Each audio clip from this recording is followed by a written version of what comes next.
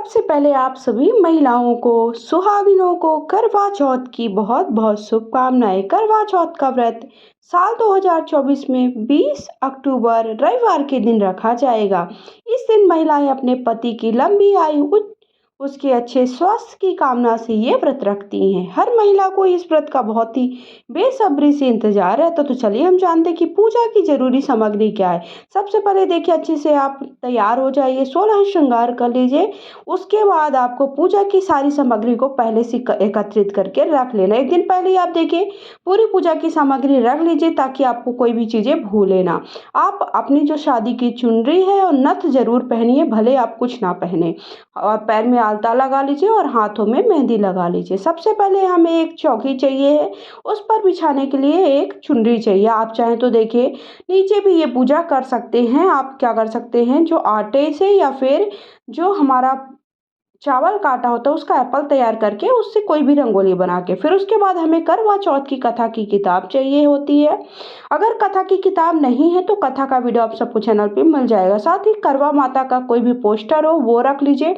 अगर आपके पास पोस्टर नहीं, देखिए पोस्टर तो आसानी से कहीं पर भी पूजा की दुकानों में या फिर मार्केट में जब पूजा होने वाली है, मतलब शनि जो भी, जैसे रविवार को पूजा है तो आप एक दिन पहले ही आपको आसानी से सभी जगह पर मिल जाएगा। 20 से 25 रुपए का पोस्टर आता है। नहीं मिलता है तो आप शिव पार्वती का भी पूजन कर सकते हैं, क्योंकि गौरा माता के साथ ही हमारा पूजन होता है। मेन गौरा माता का पूजन होता है। उसके बाद हमें 2 करवा चाहिए होता है। एक करवा में हम जल भरते हैं और एक करवा में हम मिठाई भरते हैं। तो जो एक करवा में जल भरते हैं, उस करवा से हम क्या करते हैं, सूर्य भगवान चंद्र भगवान को अर्घ देंगे। साथ ही साथ जो दूसरा करवा है वो हम क्या करेंगे, उस करवा को हम अपनी सासू माँ को देते। करवा के ऊपर 2 आप ढकनी रख लीजिए, उसके ऊपर कुछ भी मिठाई रख सकते हैं, अनाज भी रख सकते हैं, आपके यहाँ जो जैसा रीति रिवाज है। अगर आप पहली बार व्रत रख रहे हैं तो मेरे हिसाब से कर सकते हैं। फिर उसके बाद हमें कलश बनाकर रख लीजिए, फूल ले लीजिए जो भी आपको मिल जाए। उसके बाद इस तरह से हमें 7 सीख या सरई जिसे कहते हैं वो लेनी होती है। इसका क्या करना होता है, जब हम पूजा अपने चंद्र भगवान का जब हम अर्घ देंगे, चंद्र भगवान को अर्घ देते समय इसे 7 बार पीछे की तरफ दिशाओं में फेंका जाता है। ठीक है, तो इससे हमारा माना जाता है कि हमारे घर की जो सुख शांति है वो बनी रहती है। साथ ही साथ इस तरह से हमें चलनी चाहिए होती है। तो चलनी हर साल नई ली जाती है। जी हाँ, हमारे यहाँ हर साल नई लेते हैं। आपके यहाँ का कैसा रिवाज है आप देख लीजिए। उसके ऊपर इस तरह से छोटा सा कोई दिया ले लीजिएगा, जिससे हम क्या करेंगे, चंद्र भगवान को देखेंगे। उसके बाद हम इसी से अपने पति का मुख देखेंगे। तो इस तरह से आप सजी हुई देखिए चलनी भी ले सकते हैं या फिर सिंपल ले सकते हैं, घर पर भी सजा सकते हैं। उसके बाद एक गिलास में इस तरह से अनाज ले लीजिए। इस अनाज को आप किसी ब्राह्मणी को दान में दे सकते हैं। जैसे आप जो गौरा माता को अपने सुहाग की सामग्री चढ़ाई उसके साथ इसे आप दे सकते हैं।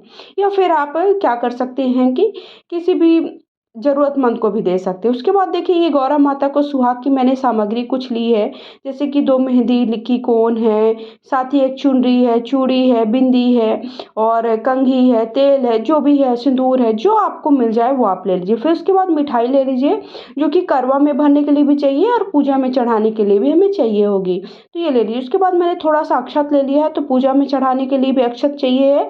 साथ ही साथ अक्षत का हम क्या करेंगे, चंद्र भगवान को अर्घ देने के लिए भी हमें अक्षत, क्योंकि चंद्र भगवान को सफ़ेद चीज़ें बहुत ही ज़्यादा प्रिय होती हैं। साथ ही साथ हम जैसे अष्टदल कमल वगैरह बनाएंगे उसके लिए भी ज़रूरी होगा। 2 लोटे में मैंने जल ले लिया है, घी की बत्ती ले ली है।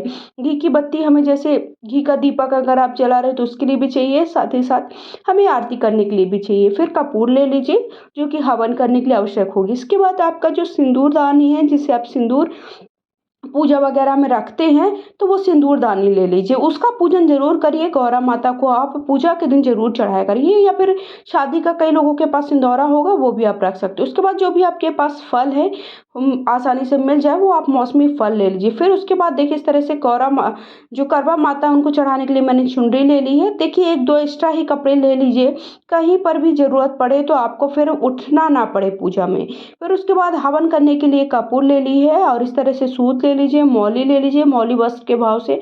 फिर इस तरह से चांदी का एक सिक्का ले लीजिए, जो कि हम क्या करेंगे, जो चंद्र भगवान को अर्घ देंगे उस वाले जल में डाल देना है। इस तरह से फिर दीपक ले लिया है मैंने। गौरी गणेश अगर आप बनाना चाहते हैं तो इस तरह से सुपारी में लपेट कर और साथ ही साथ आप इस तरह से देखिए गंगा जल ले लीजिए अगर आप, और बतासा ले लीजिए एक मैंने कटोरी में। देखिए, इस तरह से अनाज गेहूँ ले लिया है।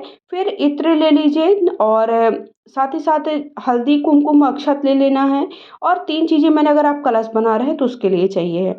साथ ही साथ अब हमें सासू माँ को, जो सास को बायना निकालना है, वो बायने का देखिए मैंने अलग से वीडियो बनाया है कि कौन-कौन सी सामग्री आप सासू माँ को दे सकते हैं। अगर आपकी सासू माँ नहीं है आपके पास, या फिर देखिए वो सुहागन नहीं है, ये भी एक क्वेश्चन होता है, तो हम किसे दें? तो उसके लिए अब मैंने अलग से सेपरेट वीडियो बनाया है, लिंक मैं डिस्क्रिप्शन बॉक्स पर आपको दे दूँगी, तो आप वहाँ से देख लीजिएगा। साथ ही साथ देखिए इस तरह सुहाग की जो-जो सामग्री, जो आपकी सासू अब प्रयोग करती हैं, जो-जो पहनती ओढ़ती हैं, वो सारी सामग्री दी जाती है। कई लोग देखिए क्वेश्चन करेंगे, तो क्या हमें फेस वॉश वगैरह भी देना है? ये सब कई लोग मतलब उसको अलग तरीके से लेते हैं। तो जी हाँ, आप जो वो यूज़ करती हैं, वो सारी सामग्री आप उन्हें दे सकते हैं। तो क्योंकि जितना चीज़ें आप सुहाग की सामग्री उन्हें दान करेंगे, उतना आपका सुहाग की आयु लंबी होगी और वो उतनी ज़्यादा आपको आशीर्वाद देंगी। तो उससे हमें बहुत ही ज़्यादा फ़ायदा होता है। इसलिए हम जितनी ज़्यादा सुहाग की सामग्री दे सकें, 1 दिन तो आपको देना होता है साल भर में। तो आप जितनी चीज़ें आपसे हो सके तो आप ज़रूर दीजिएगा। तो मैंने एक साड़ी दी है, साथ ही साथ पाउडर है, क्रीम है, तेल है, सिंदूर है और साथ ही साथ एक हल्दी की गाँठ ज़रूर रख दीजिएगा। शीशा है और कंघी है और सब चीज़ें जितना मुझसे हो पाया वो सारी चीज़, एक मैंने साबुन भी रखी है, बिंदी भी रखी है, क्रीम भी रखी है, पाउडर भी रखा है, यथासंभव दक्षिणा रख दिया है कुछ भी।